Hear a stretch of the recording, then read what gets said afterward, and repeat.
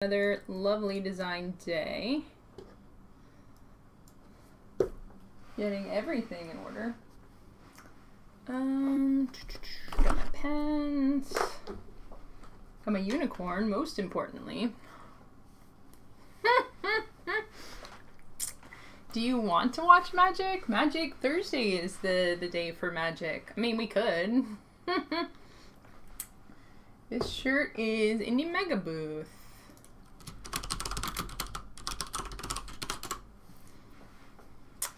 Which year was this? This is either the first or second time that I did the Indie Mega Booth. First time was for Blade Ballet, which was a video game that I was working on. Second time was for Confabula Rasa, which then became And Then We Died. Side dish. Sweet. Yeah, it's pretty cool. They have some cool shirts. See, you can see Fezzik wandering around in the background.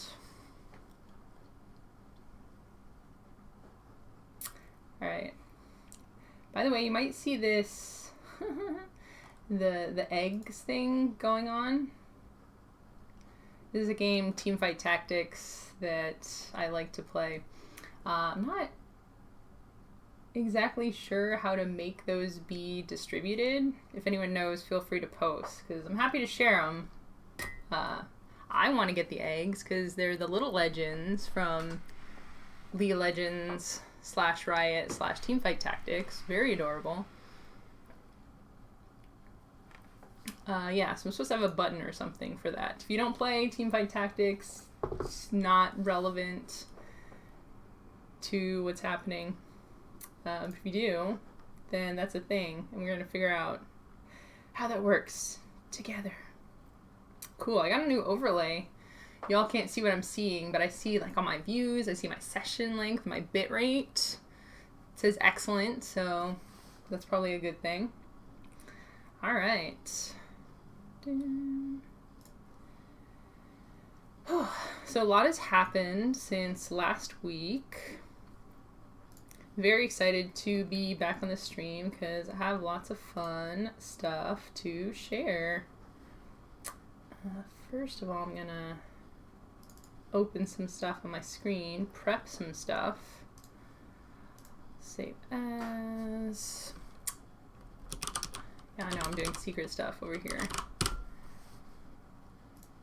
What am I gonna call this super secret game that I'm working on? Don't worry about it, you'll see it in a little bit. I think it's more like that than what I was originally thinking it was going to be. Secrets. Cool. Window, get my layers set up. Alright. This, don't need this. Perfect. Cool. So if you were here last time, we did things a little bit differently. So last week we were focusing on some of the games that I'm working on currently. I'd been thinking a lot about the stream and exactly how things had been going down. Really enjoying hanging out with y'all, talking. I think we're getting a lot of great ideas. I was a little bummed that the ideas weren't necessarily ending up anywhere. I've got a huge queue of stuff that I'm working on. Like, how can I just get more of the games out there? And I had genius ideas, but what if I work on the games that I'm actively developing on stream? So, excited to do a little bit more of that. My plan is to start the stream, working on some stuff, getting ideas from people, and then at a certain point transition to brainstorms and new ideas. So do a little warm-up phase with us working on some of my games. Excited to look at that and share all the stuff that I'm doing. Oh, excuse me. So first, before we dive into that, I want to bring up what I've been working on because I'm really excited about that.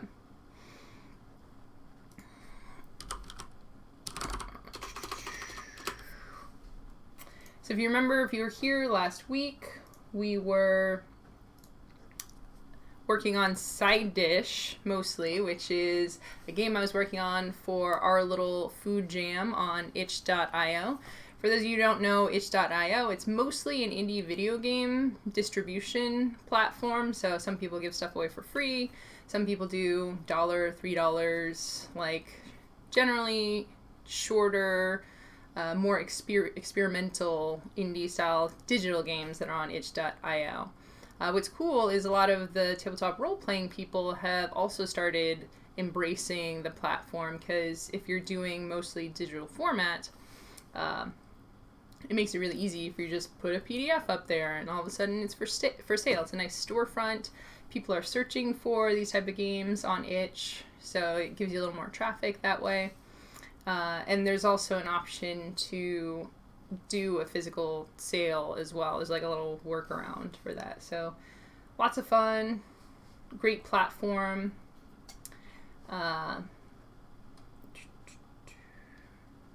So I was excited to submit for the game jam. Very, definitely came down to the wire. I was up. The contest ended at 8 a.m. on Sunday, and it was up till 6 a.m. on Sunday, getting everything done. The formatting was really the big thing that got me caught up, because when in the jam, I'm going to post a couple of things just so you can look at them and see the kind of stuff. A little food jam. And there's the side dish jam. Wrong thing. So yeah, I'm gonna post the contest. I think I posted it before, but you can look and see the kind of things. So I saw everything on there, like, oh, everything looks really nice. So I spent a fair amount of time formatting. Didn't get it quite as fancy as I was hoping to make it look, but the role-playing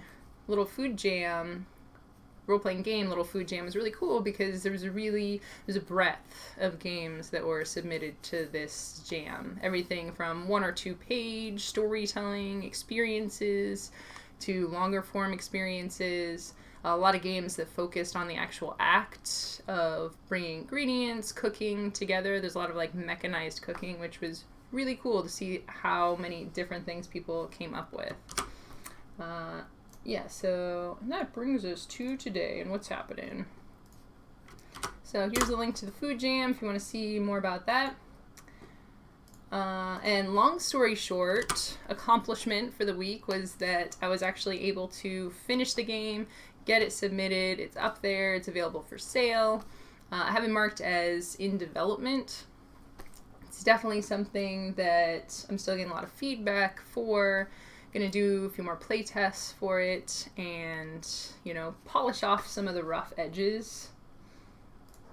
Right, and here is my submission.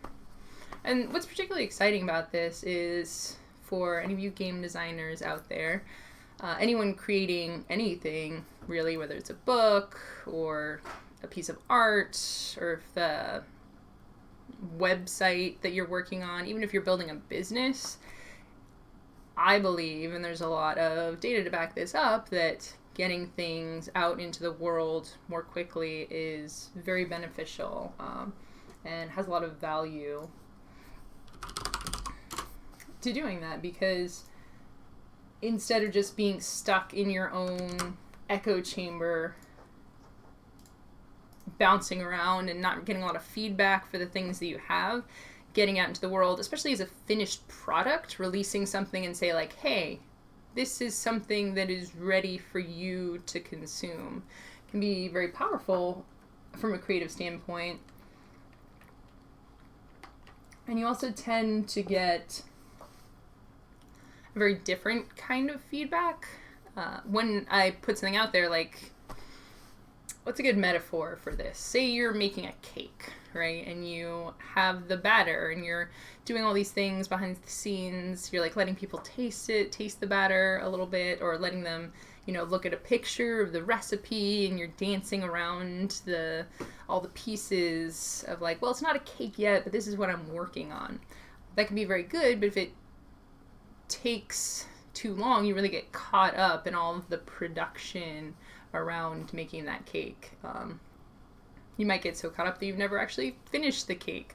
You might finish the cake and not think it's good enough and just never put it out into the world. There's a lot of stuff that can go wrong when you get too caught up in perfection, I think, which is something that's happened to me a little bit, because I realized And Then We Died was released exactly a year ago, because it was released at Essen last year, and I haven't released anything since then. I've signed contracts, I've progressed with things, but just getting something out into the world, it's been a little while, and so I was very excited to get this game out here.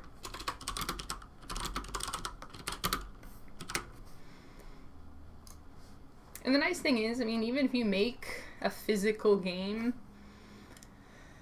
it's never going to be perfect. It's never going to be done. People make second editions of games all the time. They make erratas for games. So, long story short, I think it's better to get more stuff out there more quickly, which is what I've done with our little food jam. And speaking of which, I'm working on some more stuff today. Last week I just started listing off some of the projects that I was working on. We got caught up in Side Dish, which was awesome. This week I have other things that I'm working on.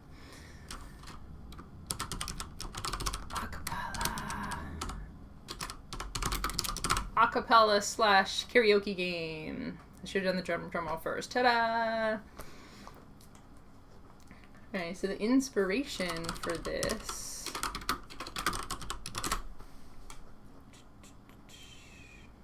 I wonder if this is just going to come up if I search it.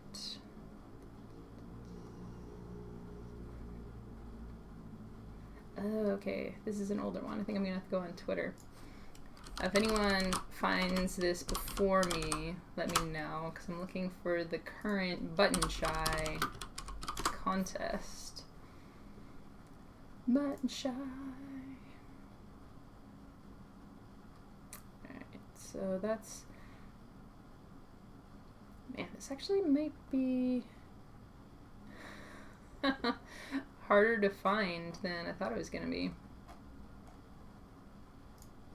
Just go to the website. Anyways, so Button Shy recently started doing a contest a month. I don't know how long they're going to keep doing every single month, but last month they did a contest for their 18-card wallet game where the prompt was every card needs to be identical. This month they're doing a challenge where they want people to submit games, 18-card games, same format, poker-sized cards. You can play not using a table.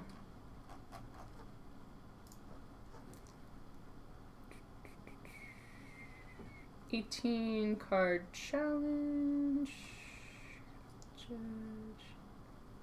Yes, here we go.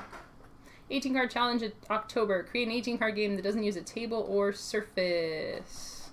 So you might be noticing a theme here, that I'm very into contests and jams. Man. Sometimes it can be good, sometimes it can be bad. I definitely have projects that I'm still working on that I definitely want to move forward on and are very important to me, even things that I'm working on to pitch to other people. I don't know, I just find something very energizing and exciting about these jams and contests. Not just me. For last month's contest, there's 220 something submissions. So this is one I had not a meta idea, like a pre-idea in my head. I was talking to JR at his recent design retreat about the game. I wanted to do something about karaoke, because we went to karaoke a little bit before the retreat. And why not make it be a 18-card Button Shy game, right? What could possibly go wrong? So I started thinking about it, started ideating a little bit on it. It's the kind of thing, like for the identical card game, I never quite had an inspiration that I wanted to move forward on. But for this one, have an idea. And I'm not sure yet if it will work, but that's why we make things, right? That's why we test. Alright. So it's cards, right? It's going to be 18 cards. I realize I'm writing words on here, so I want my one card to be bigger. So my idea for this 18 card game, I've been thinking a lot about content in games. And specifically, judge games like Super Fight, like Cards Against Humanity, things that come in a big package with like 200 cards. And is it possible to have that kind of light, fun experience without having it be in a huge package? Because the nice thing about that is those games are very accessible. A lot of the time, if you just read the thing off the card, that can be most of the game. You can put some, if you are a creative person, you can make it even better and put a little of your own flavor into it, so that there's that benefit, but they can also just be played by people who aren't as familiar with games, and it's a really good gateway experience. But I really want to get into this 18 card. I don't know why I'm so fixated on the 18 card thing. Part of it's the contest. Part of it is just doing something, being creative, making something that's not just like other things that are out there.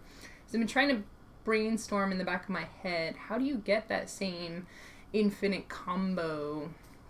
Like those kind of games typically have so many cards and expansion packs that you never really run out of interesting stuff or combinations. So how do you get that in a smaller form factor experience? So my idea for this one, what do we have? We have verb, adjective, noun. So on each card, you're going to have 3 columns of words. So for verb, for example, eat. Eat, grab, fight. And again, this is a very new idea, so I'm literally just coming up with this off the top of my head. And for all the verbs, they need to be things, or it's not like fight, like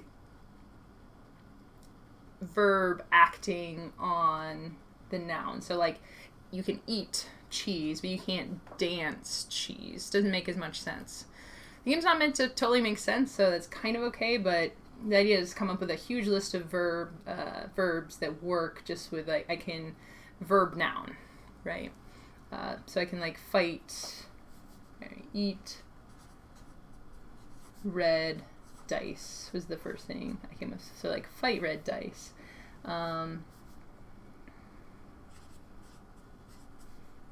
See red dice.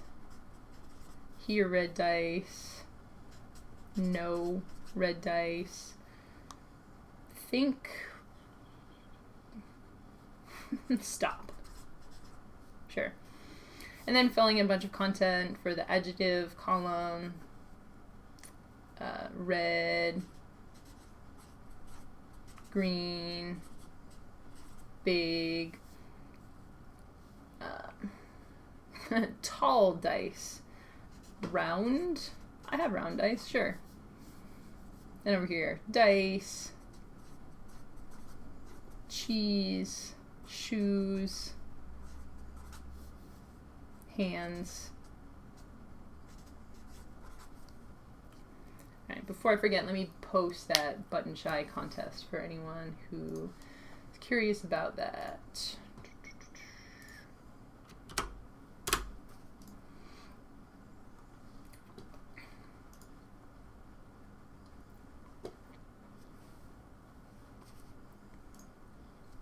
Alright, so the idea behind this is that you have 18 cards and each of them has these columns, and as you can see from this diagram here, you're layering them over each other. Again, you need to be able to do this without a table.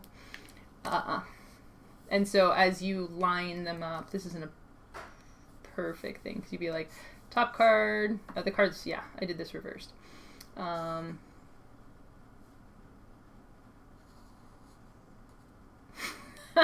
As I'm drawing the diagram, I'm like, how exactly will this work? So here,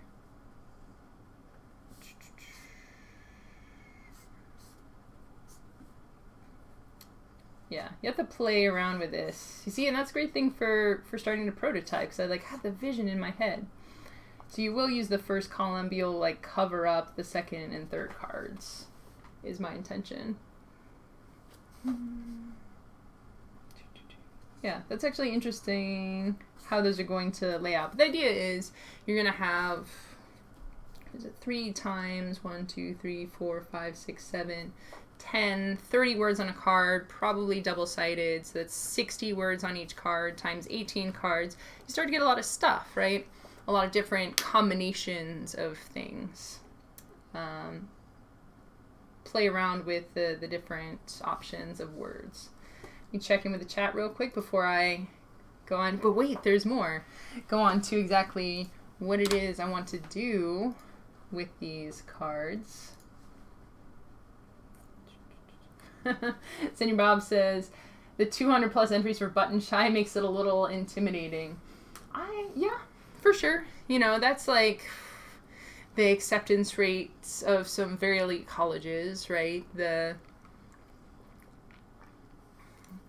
20 finalists were chosen, so to even get into the finalists, like a 10% chance. So it is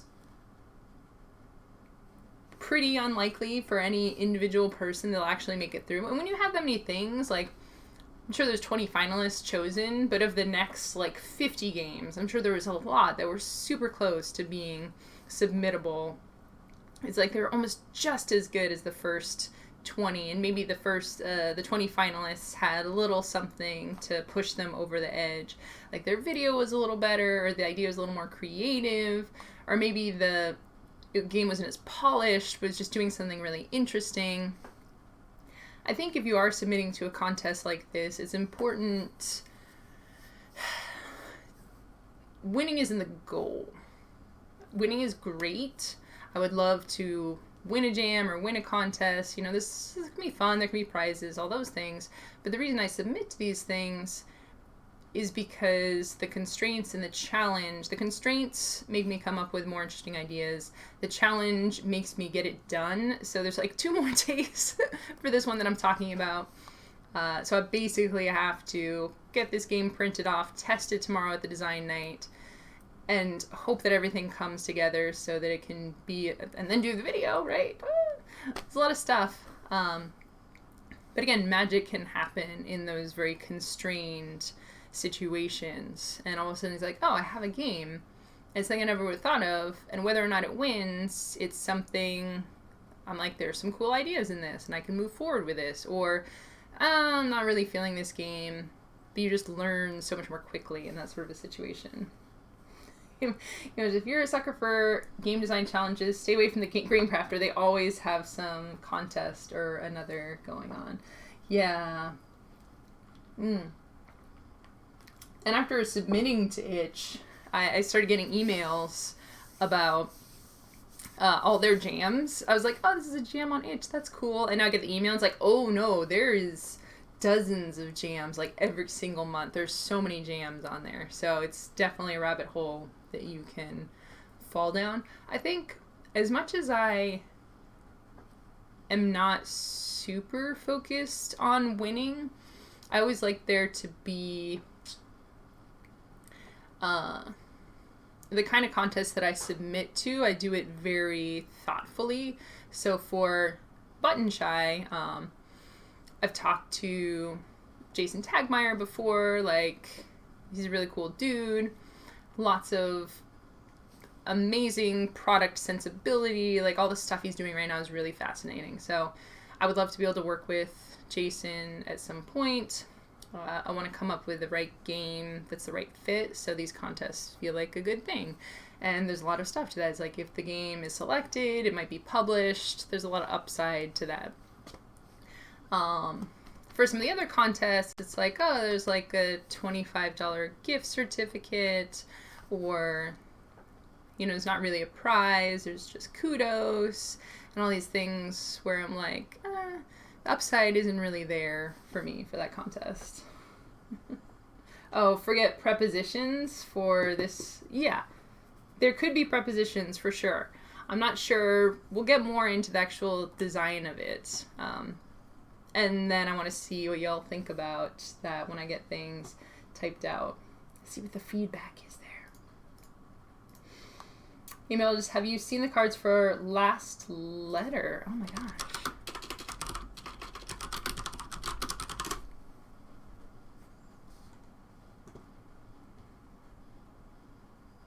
I have to see this now. This looks very fascinating. What? I don't know if this is the right thing. If you have a link to it. Yeah, I'm seeing the game, but I don't see. So they're pictures that you line up? Oh my gosh. Fast-paced twist on classic. I don't know what's happening here. Oh my gosh. I want to see more product photos of this because I see a game called Last Letter. I think I know what's happening in this game, but I can't tell from the pictures.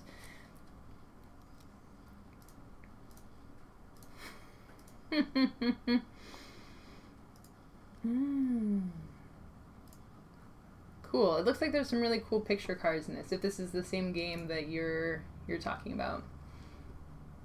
Use the cards to generate words based on the illustration with the card. Each illustration is pretty busy, so they lend themselves to a lot of interpretation. Yeah, I really like that. That's another thing that's been brewing in my head. I'm gonna do that. I like taking notes of everything. Letter game that we talk about here. It also ties in a lot, you know, Mysterium does a similar thing. Mysterium, Dixit, Obscurio that just came out. This interpretation, a picture is worth 1,000 words.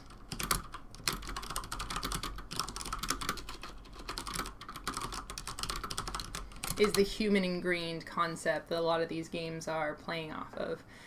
And I think that's a fascinating concept. Something I've talked about before with And Then We Died, how originally I wanted to make it more visual instead of language-based. And it's a fascinating idea that I keep coming back to of how many things can you see in a card. It's like with the layout, personal interpretation, like between what the thing actually is and the human filter.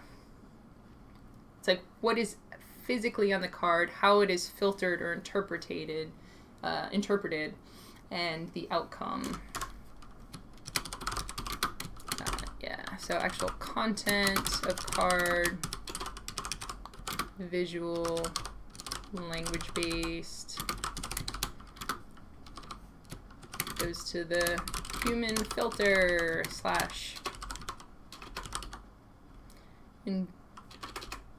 interpretation. I don't spell it. I have so much trouble spelling on stream. I don't know what it is. Interpretation. Leads to outcome mechanics. So I think there's a lot of space to play around there with, yeah, like this Last Letter game. There's a moon, and there's a magnifying glass, and there's a satellite dish, and there's a astronaut, and there's just so much stuff going on there. I think non-literal interpretations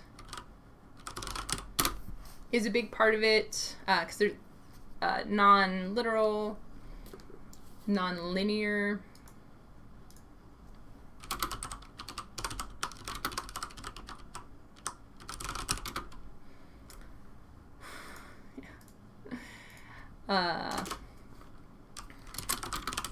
Not everyone sees the same thing. I think it is what it all comes down to. It's like two people can look at the same piece and through their own unique individual filters come up with different things. And I think there's a lot of space for mechanization and gameplay there.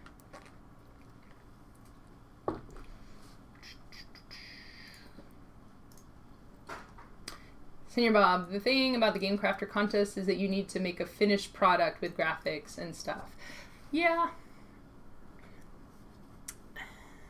That's the other thing, too. Like, And then I think often you're putting them up for sale on the Game Crafter site. I love the Game Crafter. I've used them before for stuff. I think it's a really great way to get prototype pieces. But for the kinds of things that I'm working on, when I make the physical things, I want them to be very durable. I want the boxes to hold up. I want it to be a thing that can last for a while and stay nice for a while. I think a lot of the Game Crafter materials tend to be more prototype stuff. You know, that's where they came from. It's not necessarily a place where I would want to put my stuff up for sale and be like, this is the finished product, and the art thing as well, right? I would, for most of the things I wanted to work on, art is slow for me, so I usually don't do the art myself. I want to be able to hire someone, go through revisions. There's a lot of stuff wrapped up in there. So for me, those tend to be a little trickier. Hello, Little T Card. Thanks for joining us today. Game mode says you pick a thing on your card, say its name, and play it. Other players try to find something on their card that has a first letter the same as the last letter for this last letter game. Yeah. And they can play that card with the words. Basically a game to chain words based on illustrations. That looks super cool, actually. I might have to buy that. Oh my gosh. I should bring the letter dice in here. After the chat last week, I got the letter dice, and they are beautiful. I don't know, because there's an even distribution of them, and there's not an even distribution of letters in at least English words. I'm not sure exactly functionally what they will be useful for, but they look super cool, and they're a lot of fun. You could interpret a picture of a cat as cat, pet, animal, predator, pest. Yeah.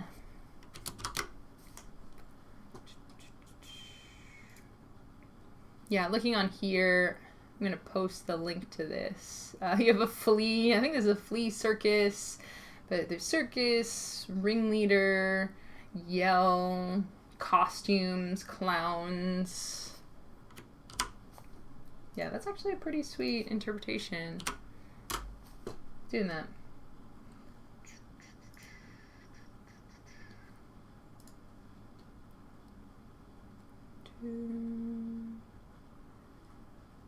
Cool. Cool. All right, so let's get back on to working on this a cappella karaoke game. So I showed you this list of words, and my idea is that the cards will lay in front of each other so you can kind of see the different words that you'll be using to create your combination. So I'm gonna have to work out exactly how the overlaying will work. But I can show you, I have the cards written out here, but I can get Photoshop fired up here as well. And do a little more clear of a demonstration, I think, if I have this. Ah. No, it's stuck. Alright. I think I have window on. Yeah, let me just get a Photoshop thing in here. Or, no, that doesn't work.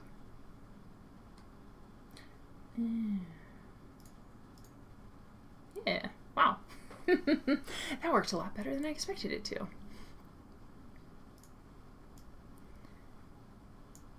Yeah, so just gonna get this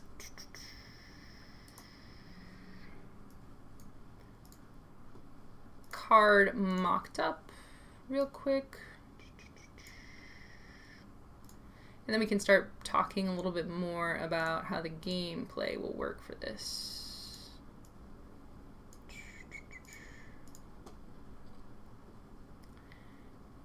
We're gonna have our 3 columns. This one, this one. Yeah, and if anyone has thoughts about other games that have used this sort sort of a configuration, definitely interested to discuss that as well, because I came up with the idea. I don't know anything off the top of my head that does this, but of course that doesn't mean I could be totally wrong about that.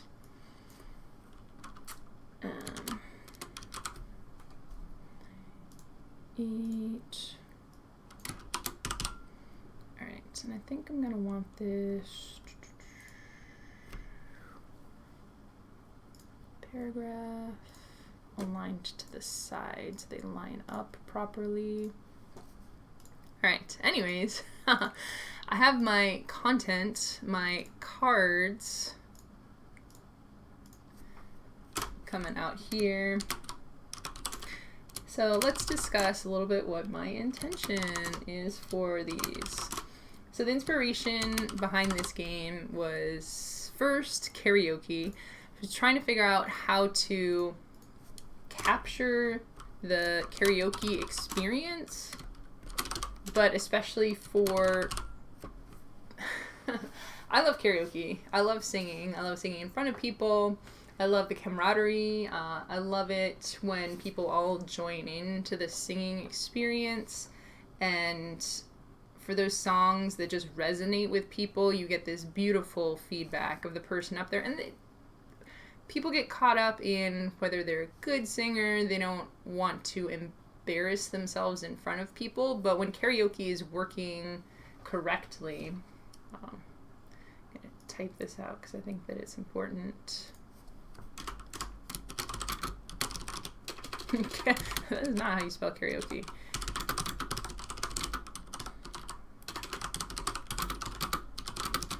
You get a beautiful, powerful group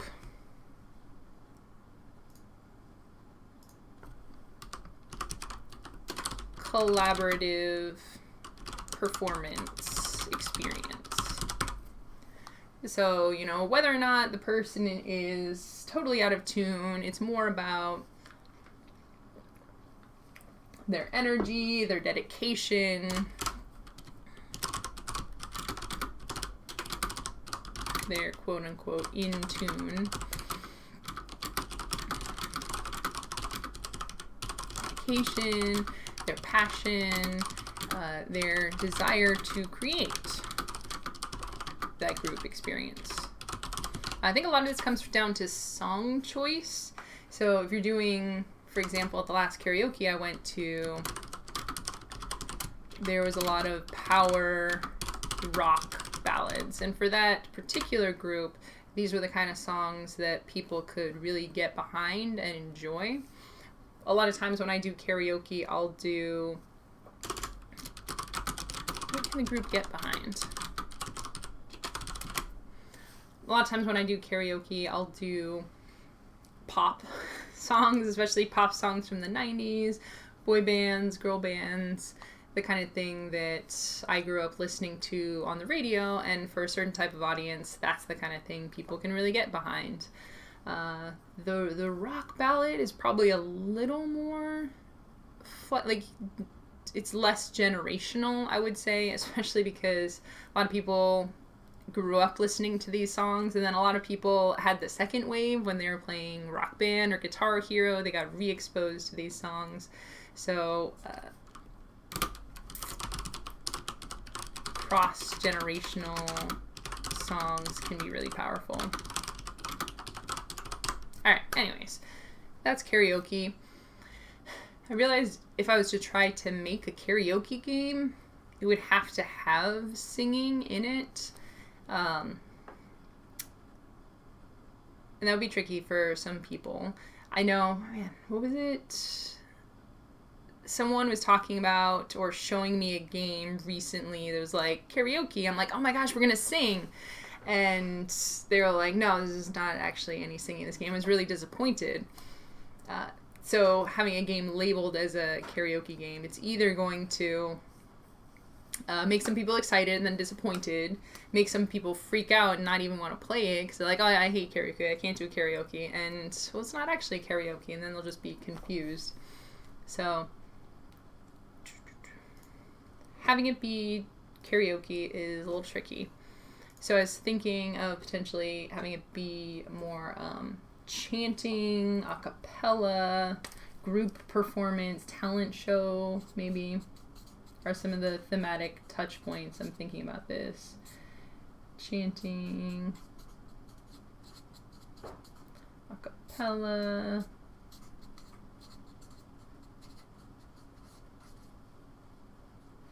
The goal isn't necessarily to make someone embarrass themselves in front of other people, which I think a lot of games are potentially like that. Games like charades, even a game like Just One puts people on the spot. It's like I keep going back and forth between these two things. So I'm dancing around what exactly it is I'm trying to communicate with this game. Games like charades, Just One. I guess maybe not Super Fight as much, but even Cards Against Humanity. What's another one where people have to act stuff out? Any sort of games like that. Put someone... They have the opportunity to embarrass themselves. They have to risk this embarrassment to play the game. So there's no getting around it, right? In most of these games, each person gets their turn. It's coming around to you. There's a point where the spotlight is on you. All eyes are on you.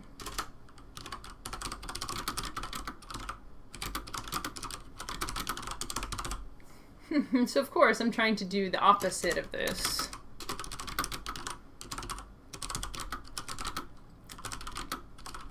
Where it's a group performance. To take the pressure off.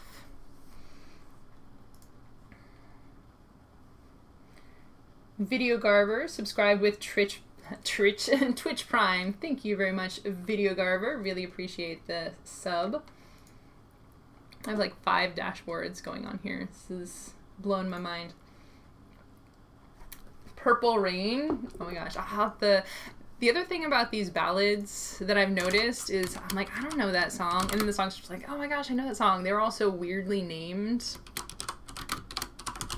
But people have that, right? They have their songs that they fixate on or that they go to. Red Green is a big round guy. Well, not huge, and more stocky than round. I see what you're doing there. Fishing in the dark. Is that another song? We're still doing songs here. My karaoke game would be about a factory that makes karaoke machines. Oh my gosh. Karaoke game. Wait, this is a worker placement game where there's no singing, there's no performance. We're just manufacturing the karaoke machines and selling them to homes, to karaoke parlors. Who knows? The only song that gets my family to spontaneously burst into song is the MTA.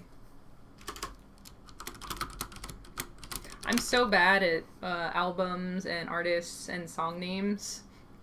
If you were to say, like, this is a super... I love this song. Be like, oh my gosh, yeah, that's probably a good song. The MTA just makes me think of public transportation in New York City. I don't know if that's what that's about. Commercial jingle karaoke. Ooh, yeah, that's a good touch point. Fun employed concept. Games as I describe as charades, but yeah. Perfect. Other games like that put a lot of pressure on the individual person. My goal is to take some of that pressure off and make it a more collaborative experience. Again, I have no idea if this is going to work. Dice, cheese, shoes, hands, cars.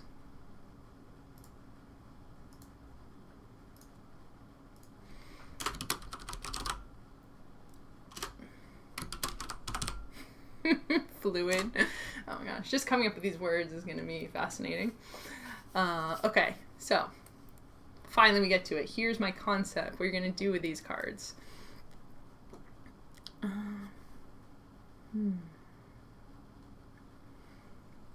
Yeah, I'm like, how can I demonstrate this?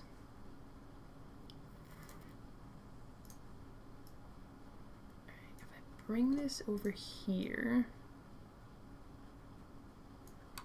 and duplicate these over here and put a stroke on this, maybe? We're doing it live. I'm trying to figure out a good way. Yeah, perfect. All right, link these layers. Cool. Oh, perfect. Yeah, so you can see this idea of the overlapping cards here. This is showing up on stream. Yeah, cool. So the idea is you would hold a card over. And again, I hadn't thought of the issue of the positioning of the things, but yeah, you do it in such a way that you would be able to, you'd have some sense of what you were covering up, but for like the second and third ones, they would be one word from each column is basically what I'm going for. So have these cards in your hand. Everyone gets 2 or 3, depending on the number of players. If it's 18 cards, 2 cards each, we go up to 9 players. Having this be a big collaborative group game, I think, is super cool.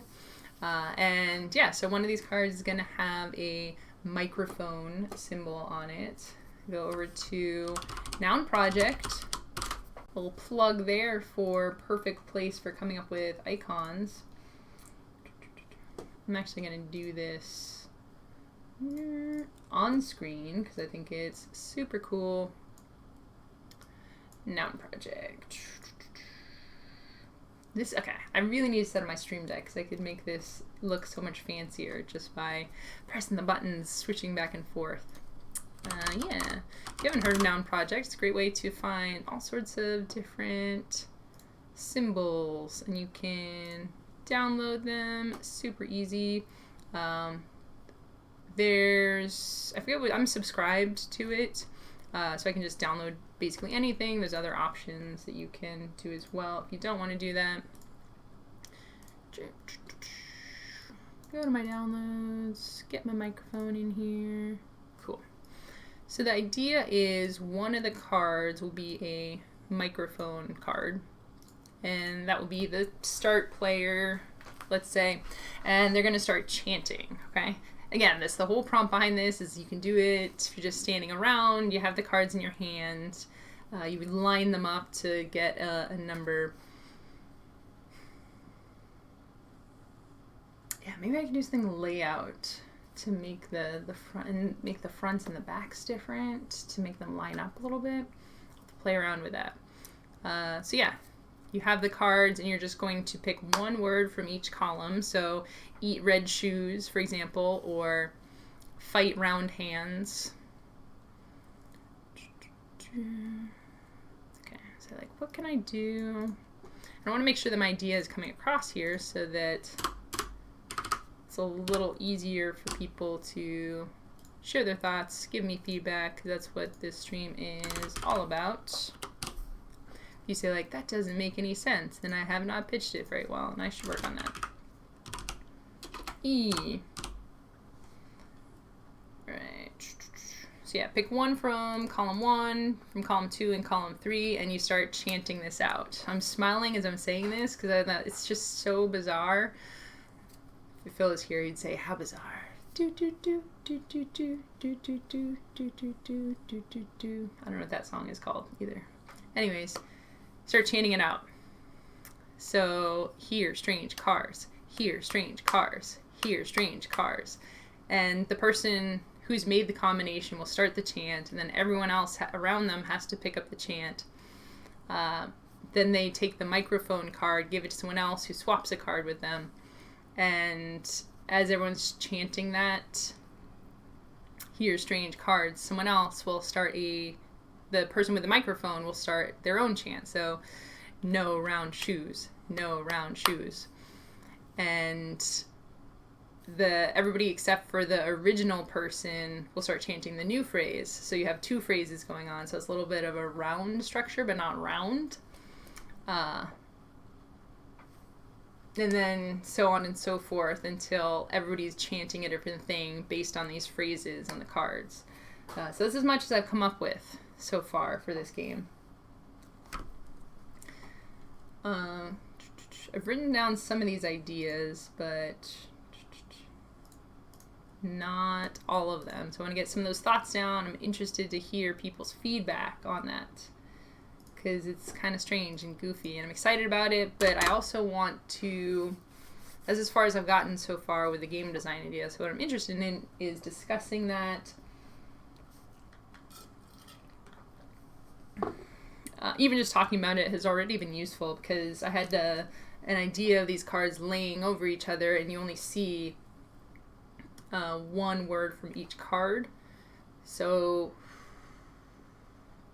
yeah, depending on how that would only work if they were all in like the left or the right column. Maybe it would have to be like all words that can be a verb, a noun, or an adjective. Oh, I don't even know how many there are in the English language. Like the whole buffalo, buffalo, buffalo sentence thing.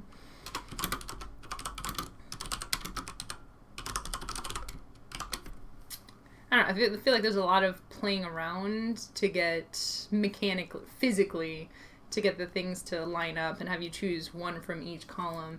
Again, very small form factor, not a lot of space to play around here. But the more important thing is, how game-like is this? Can this be a game? Is it going to be interesting? Is it fun?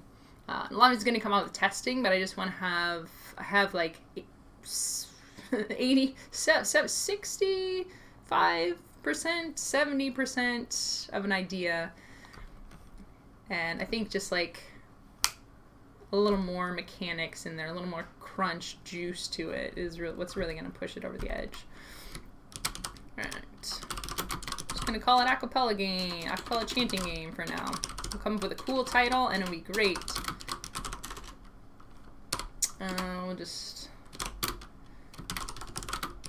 choose a word from each column.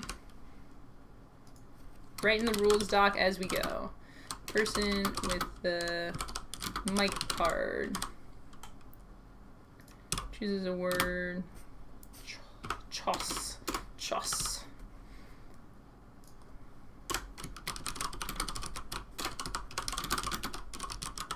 So right now, like, I have an idea of a game structure. They start chanting the phrase. Give a mic card to someone else. Swap. Second person chants a different phrase. That phrase, everyone joins them.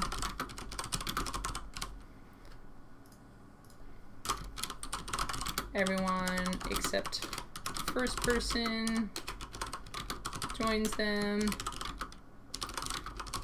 Keep going until everyone has had the mic.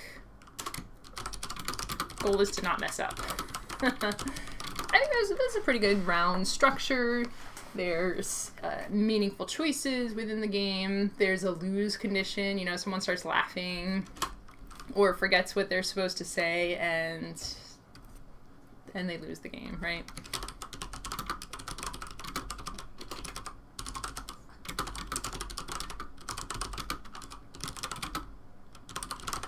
Everyone loses. And this is super funny too, right? Because you're not going to have all your cards.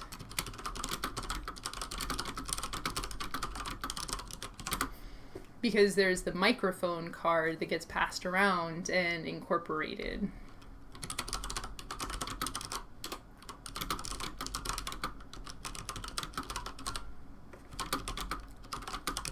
So you can't remember your phrase by looking at your cards. So there's a memory element. So that's kind of cool.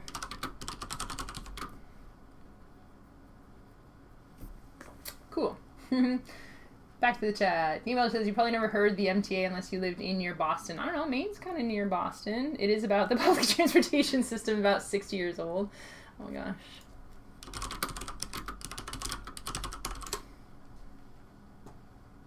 Is this from the Kingston Trio? It's from 1962, so I'm going to listen to this after the stream, because now I have to know what that's all about. He's never returned. No, he never returned. His fate is still unlearned. Poor old Charlie. He may ride forever beneath the surface of Boston. He's the man who never returned. Man, that got dark. And there's a banjo riff. Nice. Love it. There's also strange fluids that come into play when red-green is around. I'm digging this theme. Is that the red-green from the show? I swear, I haven't thought about the red-green show.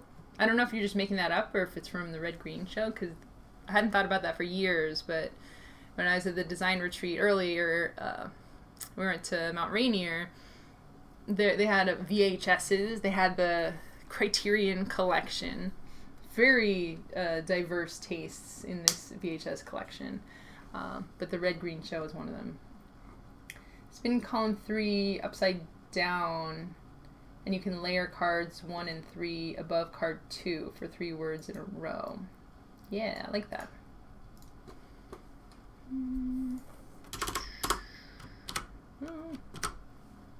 Yeah, lots of stuff to play around with here.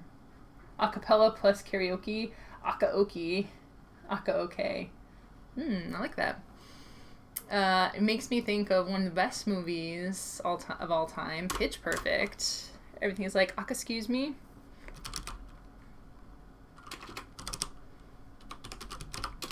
Aca-Okay. Yeah. It's like acapella plus karaoke. Some other things I could play around with for this game. Yeah. Column number 1, number 2, and number 3. So I'm just thinking nonsense words, goofy words for the chants, because I think that could be a more funny game. It could be interesting to play around with more lyrics-ish words. So like love, dance, love big dance. Yeah, so let's go ahead and go to our prototype and play around with that, because that's what we do on this show. Love. This column's out of control.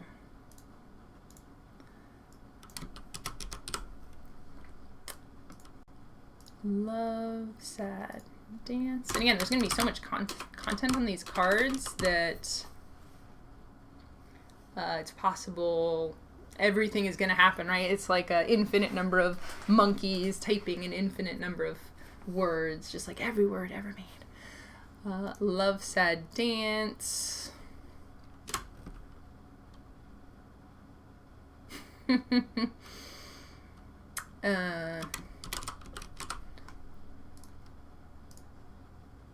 Cheat.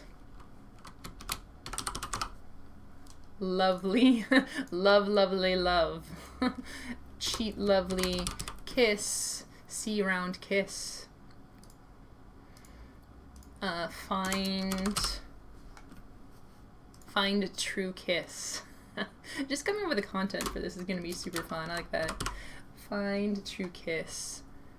Find true love. And then we could have love, lovely, love. Love, lovely, love. Love, lovely, love. Love, lovely, love. This idea is also fun and funny because one of the things on my bucket list is start a sing-along in a non-obvious place. And it's something I think about every few months or so. It's like, oh man, it's on my bucket list. And I don't know how to do that.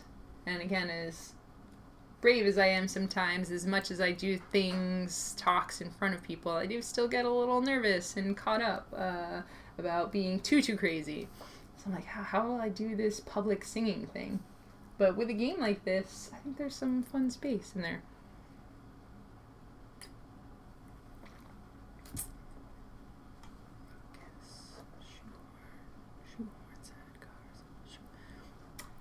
Email says, fun Google search that may be useful. 1-syllable verbs. That's again. Jeez. Oh shoot! I've been on the wrong screen here. Sorry about that. Yeah, this is what I've been doing. Yeah. All right. You're like, what is she talking about? Cheat, lovely kiss, love, sad love, love, lovely love, love, true love, find, sad dance. Yes. Again, why this chat is super fun, super helpful. 1 syllable. I hadn't even thought that where I was going with these is all 1-syllable things, but I think that's that's what I've been doing subconsciously.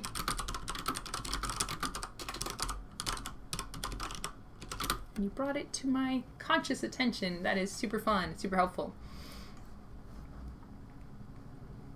Score is the number of other singers singing when you lose your tune as the first singer. Ah, there you go. See, not only is it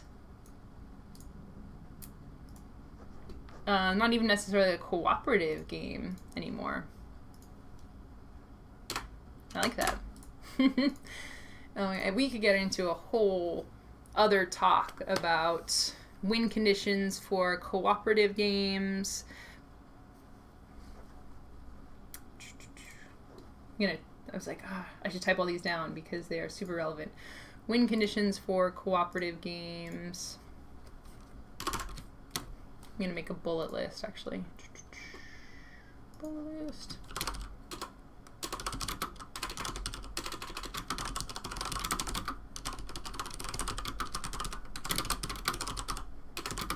Is there a score?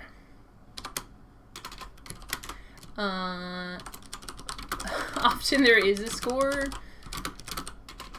and no one cares. Party games often have a win condition or score, and still no one cares. So think about Just One is a great example here. This is a cooperative game where the scoring condition is you start off with a number of cards. Everyone you succeed is a point. If you don't succeed, you like lose an additional point or something. And then there's a chart that shows how in sync you are based on how many you win. And like if you get every single one right, it's like you probably cheated. And if you get none right, you're like, you're really bad at this. So it's just a little fun flavor to it, but really it comes down to I just want to play I'll play it given the structure, but I can also just play around of it. So I will do the structure of Just One, but it's just as fun if you just play a round or two of it, or 20 rounds without worrying about the scoring.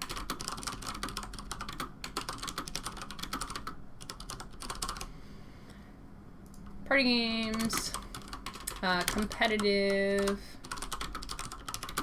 games like, again, Cards Against Humanity. That's the thing, is like, how many times have you played Cards Against Humanity? How many times has anyone actually won? Do you even know what the win condition of Cards Against Humanity is? I'm pretty sure it's like the first person to get to 4 cards, either the black cards, the white cards. I don't even remember which is which. I just know you're at a party, people are usually drinking, you grab a handful of one of the cards that's probably the right one and start throwing them down, and it's silly and fun.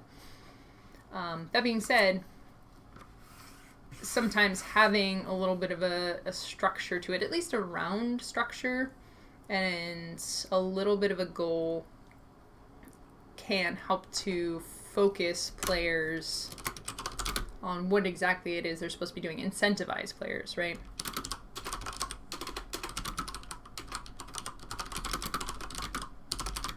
And incentivize players and nudge them in a good mechanical direction. I think the mind is a great example of this. Like, the fun part about the mind is just having a bunch of cards, putting them down in order, putting down the 23, and then someone slams down to the 24 and the 25, and you're like, oh my gosh, we connected, we're totally psychic right now. Or waiting for like 10 minutes, and then you put down the 99, and then somebody puts down the 98, and you're like, oh, we're the worst at this, we failed. Even though it's, I mean, in a way, kind of completely random. But having the fact that you have a round, everybody starts with 1 cards, and then you play all those out, and next everyone goes up to 2 cards, and you play those out, and you have lives, and having it be a little more mechanical, I think, is good. Like, I've played the game as the game when I've played it, and I've enjoyed that there's been a larger structure to it there. Cindy Bob, people that want to incite a spontaneous sing-along trigger my social. Oh man, that I know. There's like, I know it can be super awkward. I'm sure if I did it, it would totally fail and it wouldn't be fun. It would just be awkward. But haven't you ever seen those YouTube videos where everyone is singing together and it's really cool and really fun and enjoyable, and you just like, oh my gosh, that's so cool. Usually it's not actually spontaneous, right? They work really hard to pull it off. Also, I used to, for a very brief period, go to Girl Scout camp, and we would do sing-alongs on the bus, and I don't know, I just really enjoyed that upswell of audio alignment.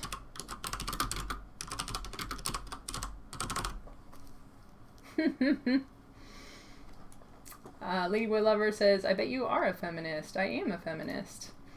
Game Biologist says, not sure about Cards Against Humanity, but I'm pretty sure the win condition for kids create absurdity. That is a modification that I've not heard before. There's a million of these, right? Which gets a lot more playtime than my posse is winning 5 cards. That sounds like a cool version of that. Again, it's like, I keep mentioning Cards Against Humanity because it's such a cultural touch point. But there's definitely, I haven't played it in a very long time. It's not one that I'm looking forward to playing again. Especially with games, more modern games like Just One that have come out. It's hard to think of a situation where I would opt into that game at this point in my life. But it's something that people recognize. I have to check that Kids Against Absurdity, though, because that seems like it would be a fun one. I always remember, like, we started out playing Apples to Apples, I think before Cards Against Humanity existed, and because that was, at least to my understanding, the origin of Cards Against Humanity. They were playing Apples to Apples, like, oh, what if this was dirty instead of a kid's game? But we managed, a lot of it comes down to, at least in the original one, and especially with Apples to Apples, it's funny when you play it with a funny group and put creativity into it. If you're kind of just playing out the cards, and I think with a lot of the newer cards in the base game, is they're pushing it more into the territory of, oh, the cards themselves are funny and you just read it off, where I like that balance of creativity. Like, some of the pressure is on you and some of the pressure is on the content of the game as well. Game just says, when I was in elementary school, we did sing-alongs on the bus field trips. I know, right? Wasn't that so great? Our teachers usually started screaming at us to stop when we still had 85 bottles of beer on the wall. Oh my gosh. Yeah. 85 is, that is one that, as a child, you can just go on forever and ever, but as an adult, you just, like, seriously sing any other thing. Imperial 2014, hello, thanks for joining the chat. Alright, so let's get back to this design that we're working on here. Cool, so we have some ideas for scoring conditions. Yeah, I guess, because I think, and again, for the details of this, definitely need to be play tested. But I feel like it's going to be pretty obvious if someone just like stops chanting or like messes up and they start laughing, and you see the number of people that you've gone through. So I keep going back and forth between the two documents. So we have the number of singers. And again, there's not going to be any tokens or markers here, but a way you can track this. Hold up a finger, 2 fingers, maybe do like a fist holding the mic symbol. Okay. Hand gesture.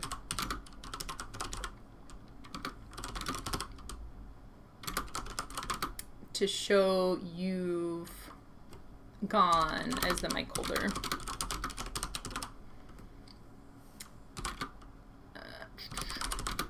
Maybe just lower your hands with your cards.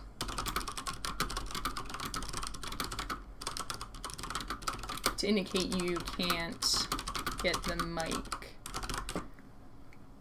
I was going back and forth between steal the mic versus pass the mic, because I think steal the mic has a very evocative thing and it feels like, oh, I take the mic. It's more mechanical. But I like passing the mic because it's got a little bit of a and then we died vibe, and also kind of you're not forcing is not a good way to put it, but you're putting it onto someone so they might feel nervous about doing it. Trying to explain the vibe that I'm going for here. I think a lot of people are waiting for a little push to get them involved.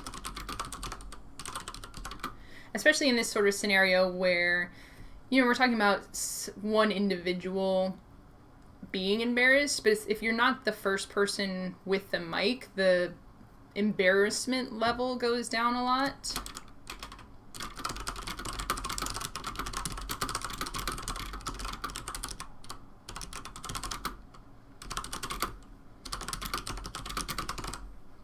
Because everyone's chanting, right? It's harder for people to pick you out and call you out individually. It's a safe, comfortable group space is my intention with the game.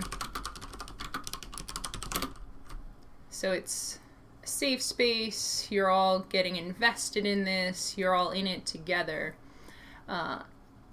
So by passing the mic to someone, you'd be able to, you know, it's hard, it can be a little hard in a game like this to say like, okay, I'm ready to do the chanting. You know, you might not feel quite ready, but someone gives it to you. You're like, okay, I'm the one who's doing the chanting now. And, you know, someone is inviting you into the circle. So that feels a little more collaborative.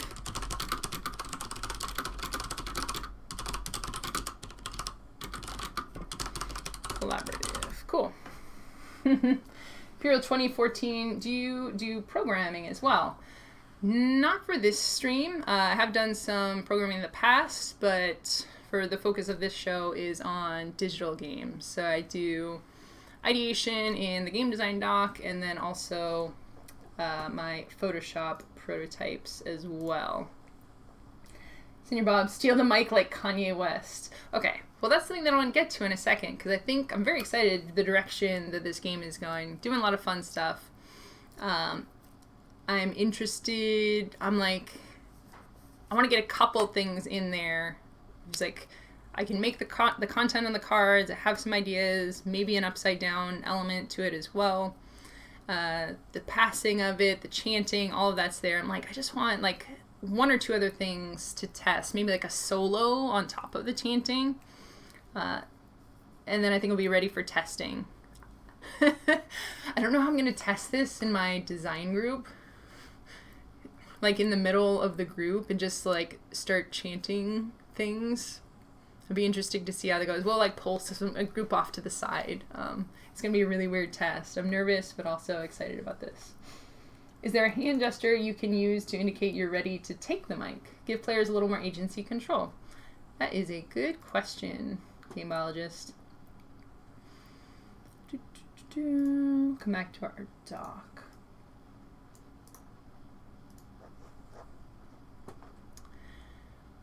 Yeah.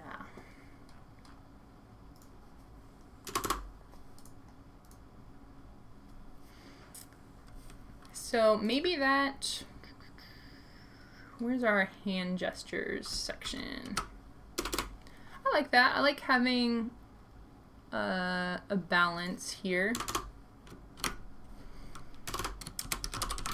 So maybe I've had my turn is lowering your cards.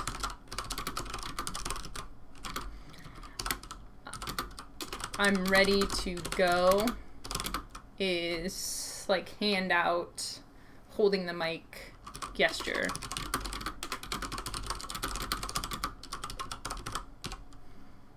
So like do this and you can pick one of those people. I like this because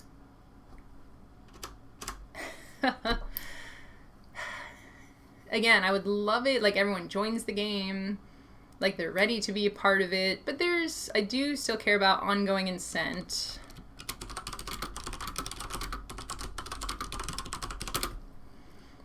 So if someone lowers their cards, it's like, don't pick me. They might have gotten into the game and been really excited about it, and all of a sudden, for whatever reason, they're just not feeling it, and they're okay to be in the circle chanting, but they don't want to be singled out. So, I mean, I don't know if I'll necessarily put this in the rules, but someone can lower their cards, and it also means don't pick me. Because in general, it would be, oh, I haven't gone yet, but, if someone just doesn't want to go, it would be kind of the same thing, right? Don't pick me, either because I've just gone or because I don't want to go.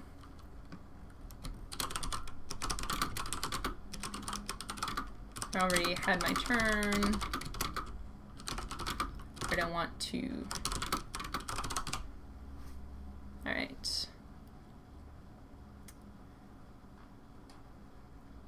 Cool. All right, we're getting up to the hour-and-a-half mark. I do want to have some time for Senior Bob's chores, game brainstorming, and I do like finishing with new game ideas, get the creative juices flowing. So spend maybe like 5 more minutes on this and then get to the brainstorm portion of the stream. All right. Additional mechanics. Let me just do a brainstorm for this real quick.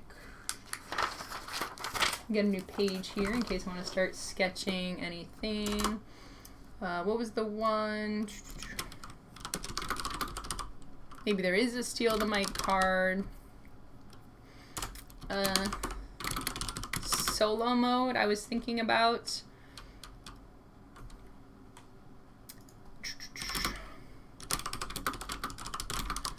All of these can be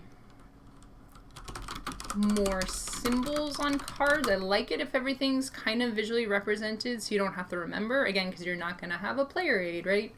Or any additional content that you can reference. So maybe it's on some of the cards, more symbols on some of the cards, like the mic card, or maybe it's additional text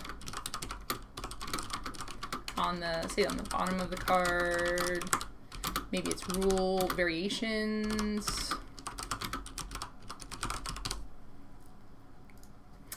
Solo mode, if you get to the point where everyone is successfully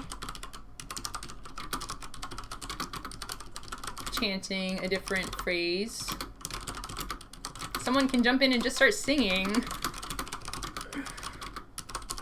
Oh man, I mean, this sounds crazy. Someone to like come up with a song on the spot, or This is crazy brainstorm. Don't have to know how this will work or if it will work. Just getting the ideas out there. Someone comes up with lyrics on the spot. Or start singing. Any song. Lyrics. I don't know, some crazy ideas out there. Game Elder says if it's a co-op where you're trying to get the maximum score, you'd want everyone singing eventually, but the anxiety associated with first, last, middle position may be different for each player.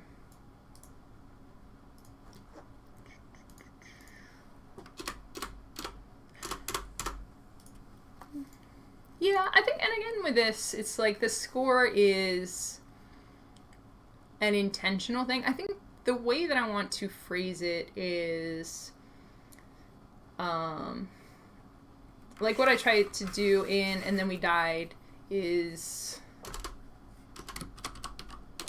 inspirations for play as opposed to punishments, the carrot versus the stick. So in this situation, it would be like, oh, and I'm already thinking, like, what kind of rules questions might come up? It's like, oh, well, what if someone puts their cards down and they haven't actually gone yet? Should you call them out, or should they be allowed to do that? And the answer is yes, absolutely. If they're feeling so uncomfortable that they would do that, then that's something, instead of like, oh, you can't do that, you haven't taken a turn yet, like the forcing them into the further engagement with the game. It's like, yeah, sure, that's totally cool. Totally allowed within the space of the rules.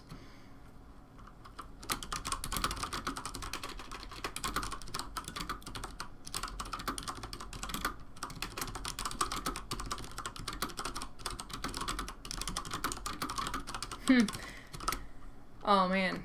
And this is something I actually wanted to post a thread on Twitter that I've been thinking about a lot lately, is ongoing consent in games and whether or not it's okay to leave a game.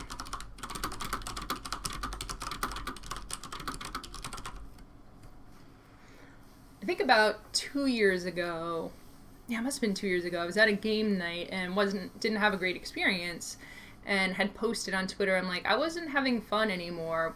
How do you get out of that situation? And the overwhelming response was, you don't. You just sit there and suffer so you don't mess up anyone else's experience.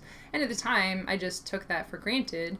But after thinking about it for a couple of years, and then especially lately when I've been thinking more about, being selfish, having more, like putting more energy into making myself happy, not at the expense of others, but just taking more responsibility and feeling more agency for my experiences and my emotions, I've been starting to think, no, that's not correct. Like, I should be able to leave if I'm not having a good time. Or, what if someone's a parent and they have to go take care of a kid? Or what if someone has something medical or psychological that they have to deal with? What if someone has to take care of their pets? There's a lot of reasons that someone might want to opt out of a game. Or again, what if they're just not having fun anymore? I think that's very forward and present for my design philosophy right now. So it's something that I'm trying to incorporate and think about in all my designs. All right, we are up to the time I said when we would switch over to brainstorming. So one more thing real quick I wanted to discuss. What's exciting to me about this idea and submitting it to the contest, and some thoughts that might help you go forward as you're looking to submit things for publication or to contests.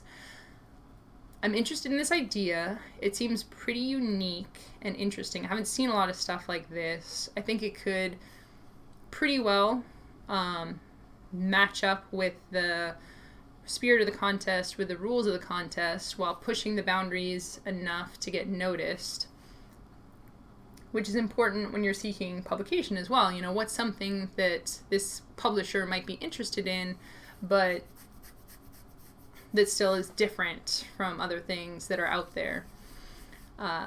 Content-wise, this concept of the game is what I came up with, the design, reading off the cards, and the chanting. Even if that doesn't end up being the final form of the game, I think there's enough interest in the components, cards with different words that you line up, that could be something as I'm playtesting it, as I'm showing it off, potentially submitting it to the contest if it works out at all. It could be something that someone could look at and be like, oh, I'm not sure about this mechanic, but this component is cool. What if we play around with it and see if there's something else we can do with it? So that's a nice way to get multi-functionality out of some of your ideas.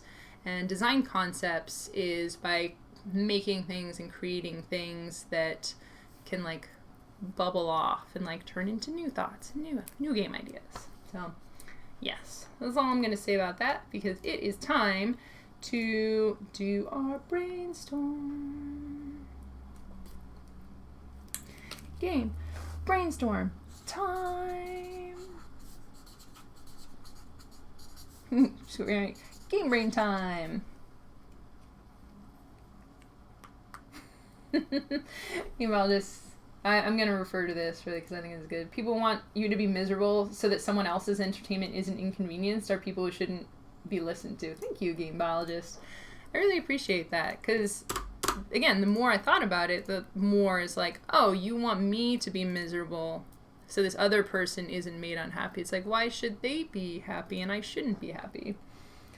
The only game you can't bail on when it gets unfun is that global thermonuclear war game that can actually fire real intercontinental ballistic missiles. Is that a real thing? That seems bad.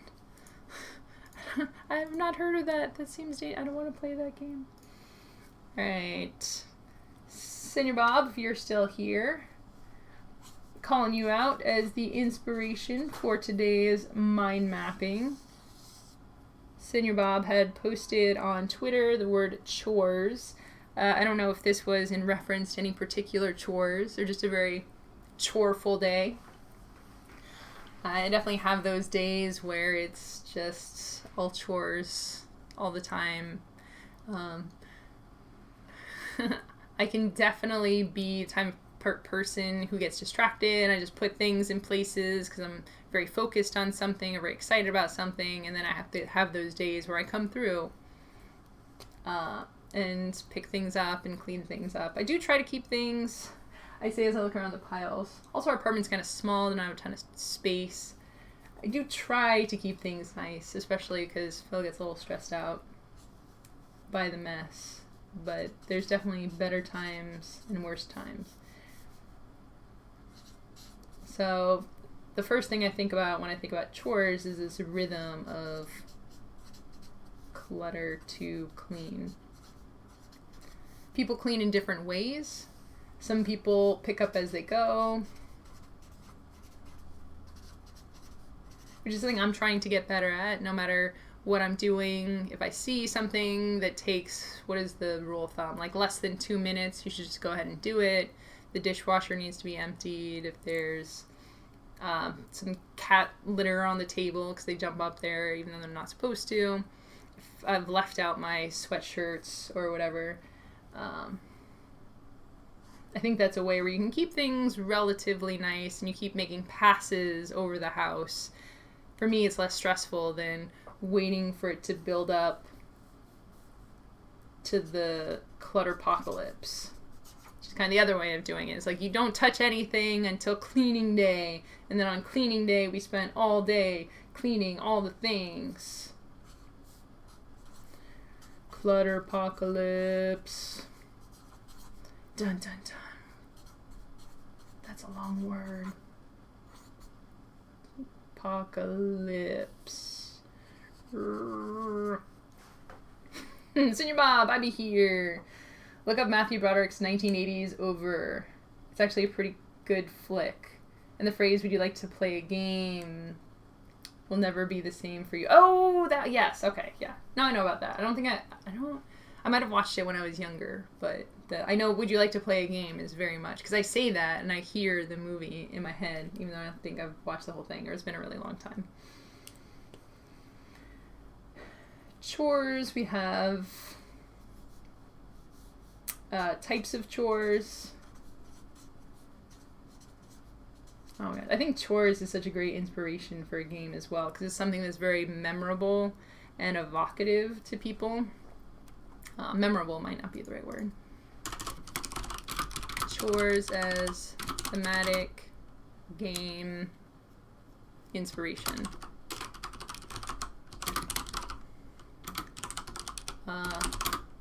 Memorable isn't quite the right word for this. What I'm trying to say is that everyone has reference. Most people, some people never had to do chores, and I don't know about that, but most people have a touchstone in their history where they can think back and look back and be like, oh, chores, I know what that is. I have very strong psychological and emotional ties to that. History, chores, very strong, emotional, and for better or worse. You know, a lot of us have a lot of stress memories about cleaning.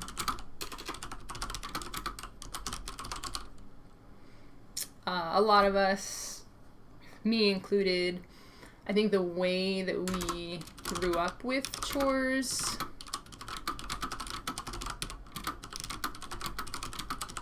was not the best for a lot of us. Before I forget, types of chores: laundry, clean, bathroom, teaching, learning chores. I don't know what it was about the era, but I feel there was a small spectrum, small range of either parent, usually the mother in this case, being like, you need to clean up right now, and the person, whoever it was, building up the stress, holding it in until they couldn't contain it anymore.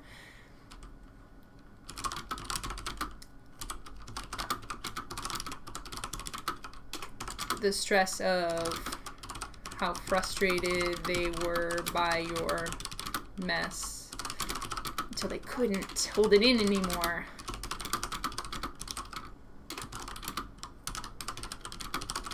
Exploded with anger. And as a kid, you'd be like, what did I do? I didn't do anything. And they were probably the whole time being like, oh, hey, maybe you should clean up your room a little bit. And you're like, oh, whatever, I'll do it later. And then they keep saying this, right, and keep getting it ignored. Chores. I say chore giver being ignored.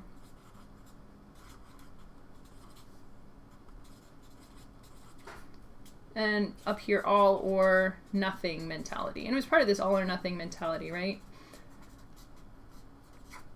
As an adult, I spent a lot of time reading self-help books and kind of understanding systems for not just cleaning, but building better habits and breaking things down into small chunks.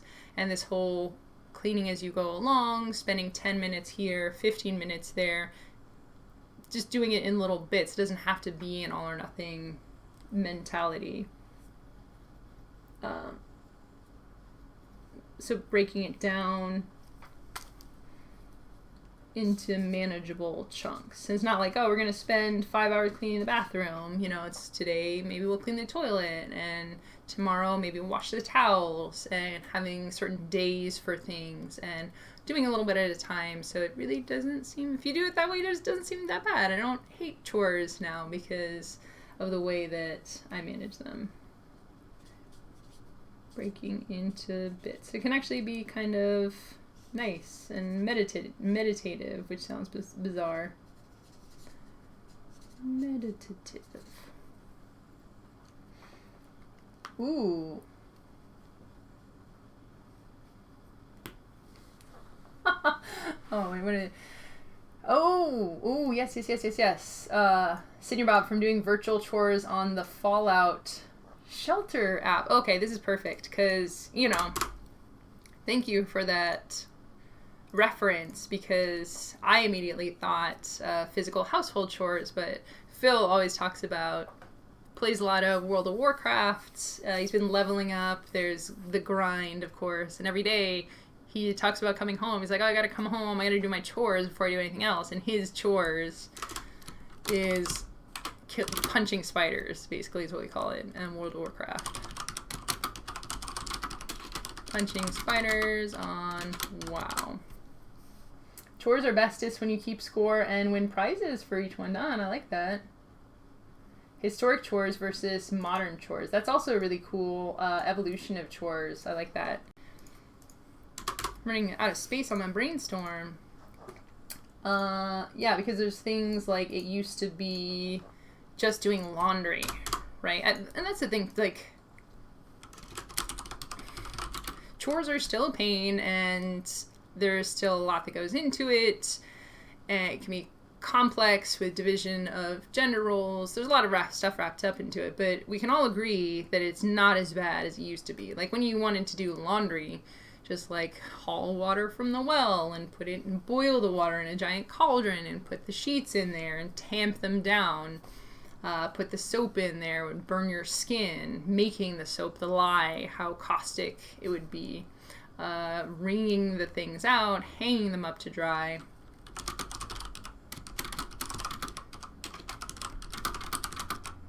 Used to be a lot worse.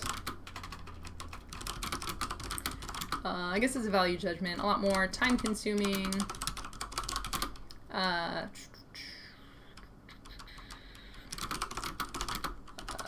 Physically destructive. Physically taxing and potentially destructive.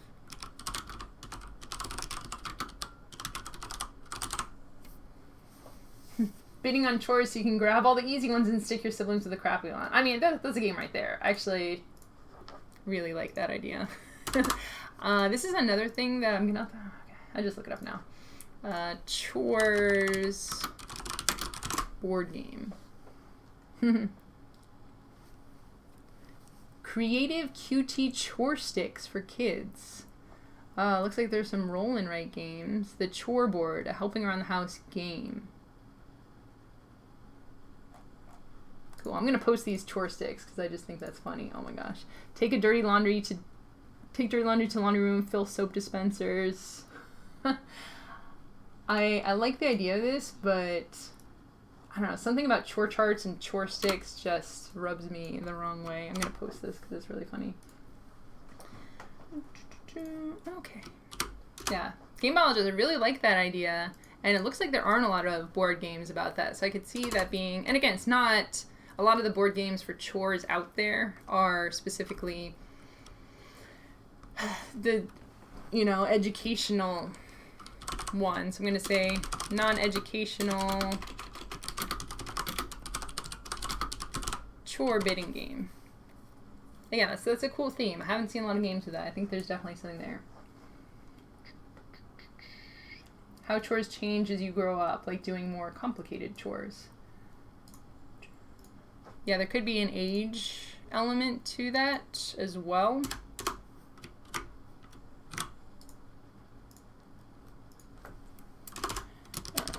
Add an age element.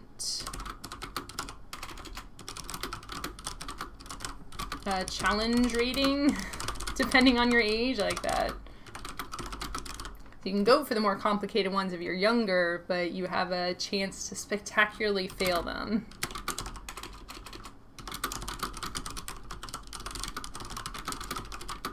If your character is younger, maybe there's a role play element to this. Have a chance to spectacularly fail, or more of a chance. Maybe you can spectacularly fail anyways. I think that'd be really fun for a chore game. Nellera Brab, I believe is your name. Hello. Thanks for sharing the link, Game Biologist. Yeah, thank you so much. Glad to have you in the chat. Game Biologist is always great at sharing the stream. I really appreciate that. Game Biologist, childhood chores. Mowing the lawn. Yes, we have our chore list. Excellent. Mowing the lawn, washing dishes, vacuuming, Polishing wood furniture. Oh my gosh. Laundry, wedding garden. I don't even know what that is. Litter box. Yep. Feeding the goats. You see, that's a good one. I don't even feel like it counts as a chore because that just sounds like fun. Putting away toys, books, shoveling snow. Oh my gosh. We were chore lists. I was out at a restaurant recently with some friends, and we were talking about living in cold places versus not. Growing up, a lot of us, like me, we just had we had a huge driveway at one point, and we had a snow shovel that was like a giant scoop. It was like 3 feet by 3 feet, huge and heavy. I didn't have a snowblower, so we literally just had to scoop that out there. Oh my gosh, it was so much work. But people nowadays are like, oh, you don't do that anymore. Just get the snowblower. You get the deluxe one. Some of them I forget if it was Michigan or Minnesota or whatever. Like, you got the riding snowblower where you just ride around in it. It's like a riding lawnmower. Have your hot cocoa or your beer or whatever.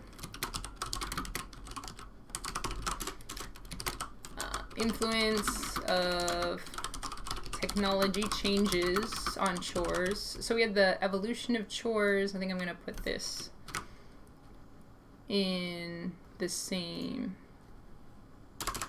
in this section. Indoor chores versus outdoor chores. Yeah. Push your luck. How long can you go before you have to clean things?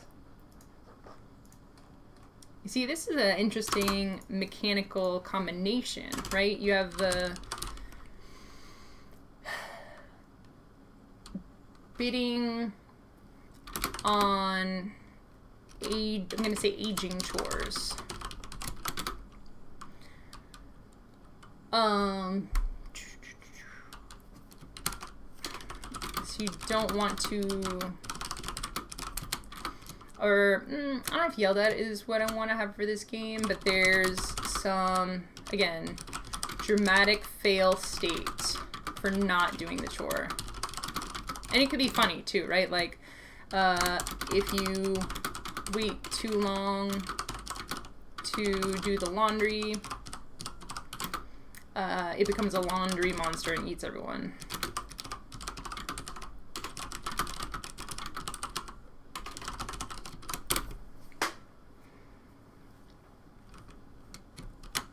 Yeah, so it does have that push your luck element.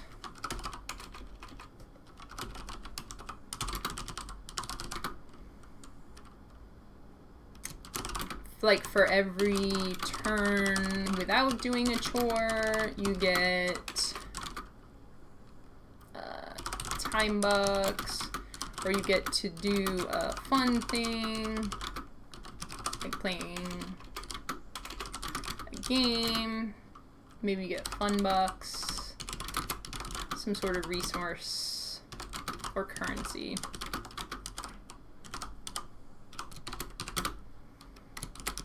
Maybe you're better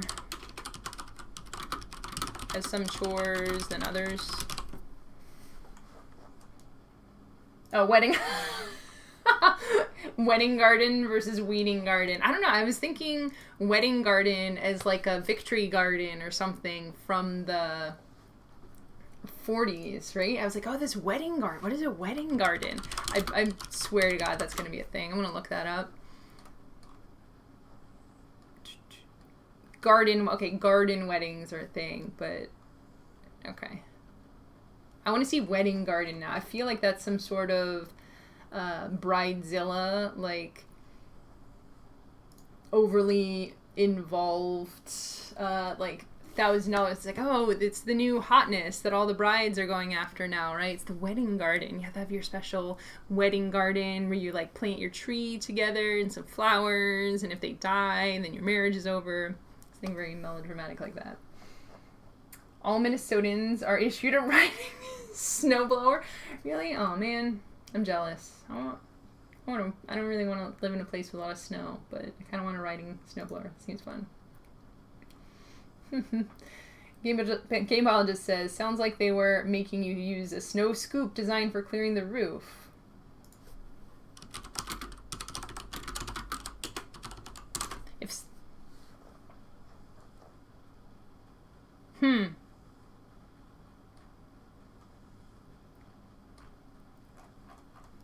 maybe I'm like shocked now thinking about my history. I was like, were they this whole time? It's like they were doing this whole time. How do I copy a link? They knew it the whole time. I'm gonna post a picture. I remember it being bigger than that. Maybe because I was a lot smaller. But it was like shovel times a million. Yeah, then there's this snow scoopy thing, but like huge. It's like good for exercise, but the driveway was so long. It was, I don't know, wasn't quite half a mile, maybe like a quarter of a mile, but it felt really long.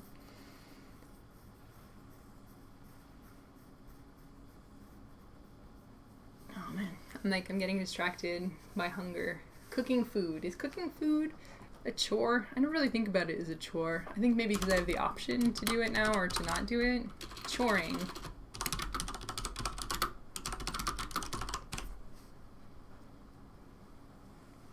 Alright, just so it doesn't come as a shock to anyone. Just want to let everyone know it's been an awesome stream. Not going to finish quite yet, but finish our brainstorm over the next minute or two and then pop off. I think what I want to do, actually, as usually happens, I like this chore game idea even more than I thought that I was going to. So what do we have? Let's just like start drawing pictures. You got the chore market and the chore deck.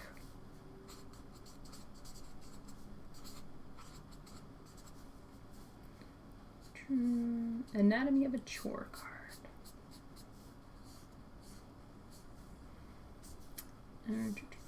Chore market.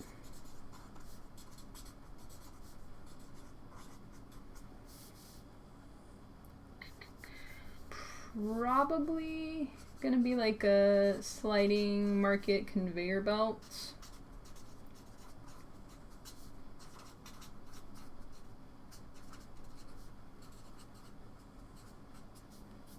So that can represent the aging. So the farther along the cards are, the longer they've been out there.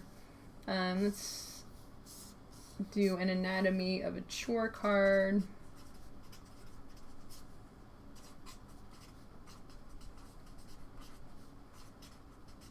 Alright, I'm thinking of it as cards now because for some reason I always go straight to cards. But can you imagine vacuum cleaner meeples? Chore meeples. See, I think this game could be really interesting and fun, but can you imagine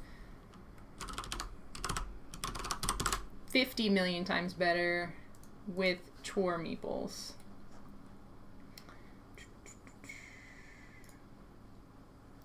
Is it? Am I thinking meeple source?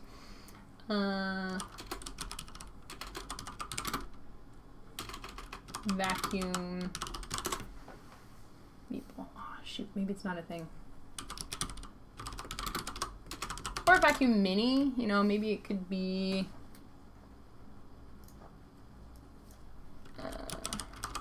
Doesn't have to be meeple. I mean, that would be super fun. Laundry basket. Oh man, is it meeple source? Maybe I'm in the wrong place.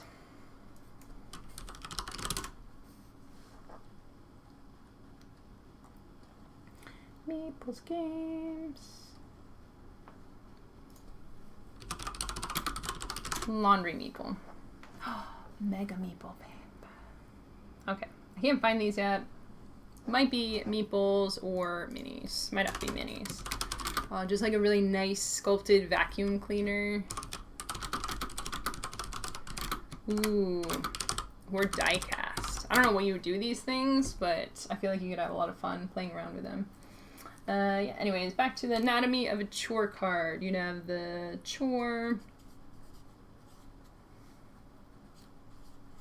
cost. It might just have the one resource, so like cost in fun bucks or whatever it is you earn by not doing chores. So it's a back and forth element to it. Cost, explosion, position, and condition. So as it's moving down the track, it has a certain position that it gets to, and then something dramatic happens.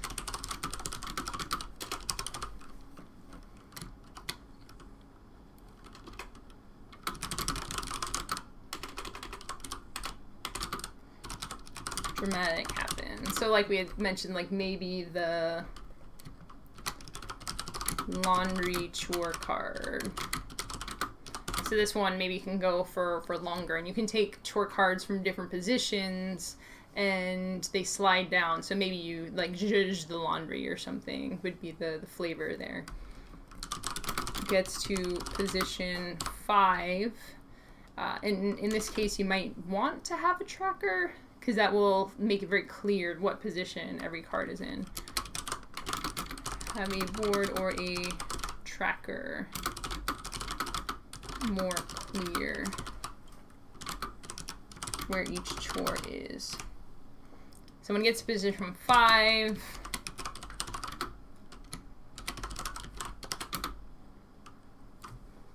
laundry monster. All players must deal with this chore together, or every player loses 3 fun bucks and this creature is destroyed.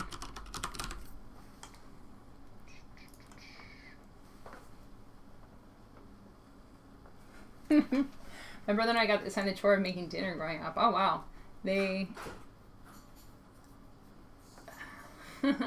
I don't think my parents trusted me. I never really cooked for my parents. We would cook macaroni and cheese or grilled cheese for ourselves a lot, but cooking the family dinner, we would help. We never were like tasked. We would clean up. We'd always have to do the dishes. I remember that.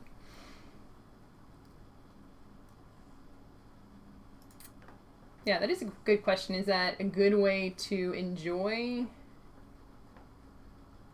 inspire yourself to enjoy cooking, or the opposite? Learned how to feed myself early and knew enough about how it worked I was comfortable experimenting.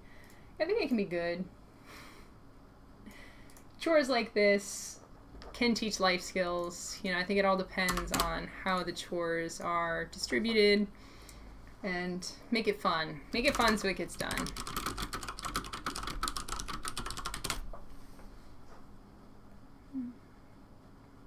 Chore cost. Time needed, ickiness of the chore.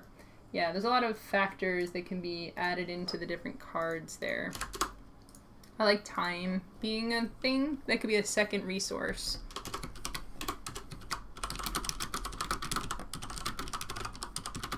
Resource in the game.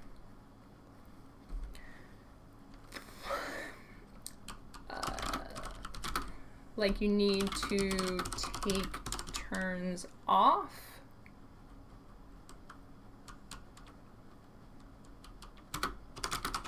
If you're doing a time-consuming chore and you don't get fun bucks like you do when you're taking time off for and not doing a chore.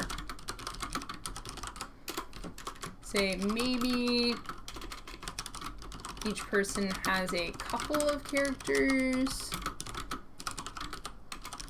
so they can go back and forth, so like kind of like having a couple of workers.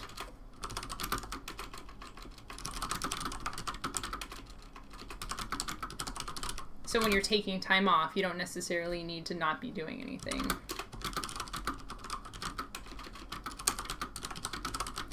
With one character, you're still doing stuff.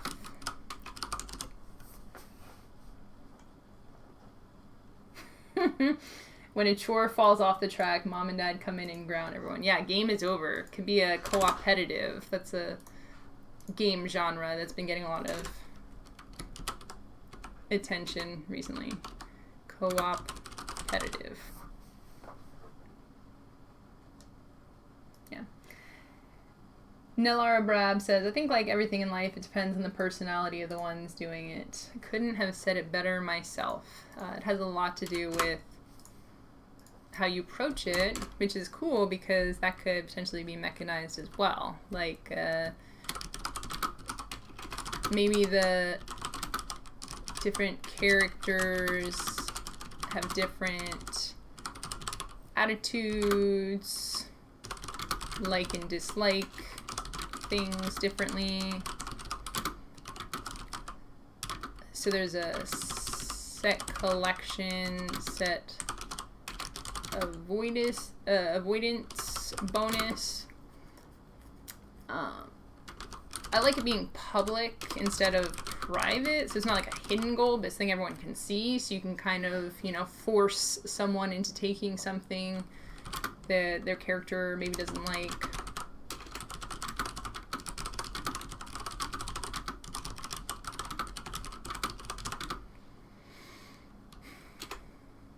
And maybe you can adjust your attitude, right? Like, adjust your attitude.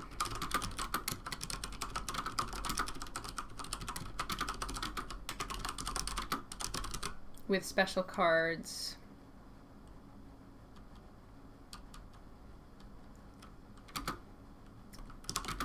So you have more agency as the game goes on.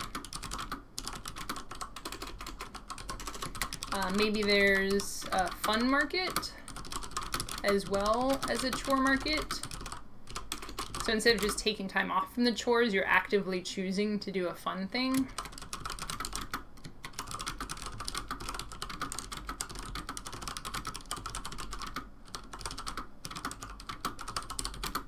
So you are choosing from one or the other market.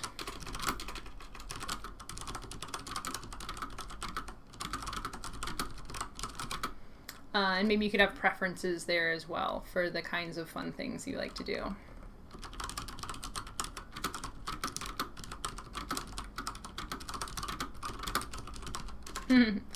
Parent kudos. Bonus resource. If you do something really early or well, you get a special treat, candy resource, candy bucks. Can spend on extra special entertainment. Wow. I'm very impressed, everyone, with how quickly we came up with all of those ideas and how fleshed out that idea is.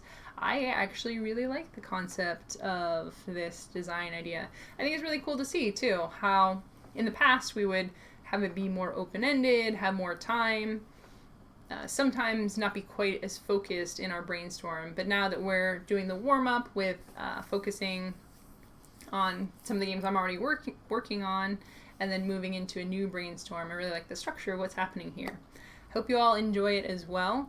I always like to say at the ends of my streams that ideas are cheap. If anything you see on stream inspires you, makes you want to go out and come up with your own game design ideas, totally open to that. Anything that's shared in here, I think it's important to note. It's a visible online thing, so anyone can hop in and take advantage of that. I like to say sharing any ideas is good. If at any point you are concerned about an idea getting out there or someone riffing off of it, then probably best not to share it, because I believe in the fluidity of ideas, and inspirations beget inspiration. Not to say I should think anyone should steal anyone's game idea. You know, there's definitely a line there that can be crossed, but in general, I think the world is a better place if we are all inspired by one another. That's about all the time I have for today. Feeling pretty good about the, what did we decide to call it? Aca-Okay? Aca-Okay? Not sure about that name, but man, I got 2 days. I I want to test it tomorrow. I'm going to test it tomorrow, making the public commitment. If I can test it tomorrow, I will test it tomorrow. Hopefully there's a kernel of a game there, and if so, do a quick video and submit it, because we want to get more stuff out there more quickly, and I'm excited about ideas. And the more ideas I get working on, the more cool things I can make, which is awesome and fun. Nella Brab says, agreed. Thank you so much. Thank you everyone for joining me today. I'm here every Tuesday, 4 to 6-ish p.m. Also do casual gaming streams on Thursdays. So, Game Biologist, if you want to check out Magic the Gathering, that's when we play that. If you ever want to chat with me here about design, you can also talk to me on Twitter at @MLarkins. Always happy to riff and brainstorm game ideas. Hope this has been helpful for you, as it is for me. I hope your game design journey continues to go well. And yeah, we'll see you around the table. Thank you again. Bye.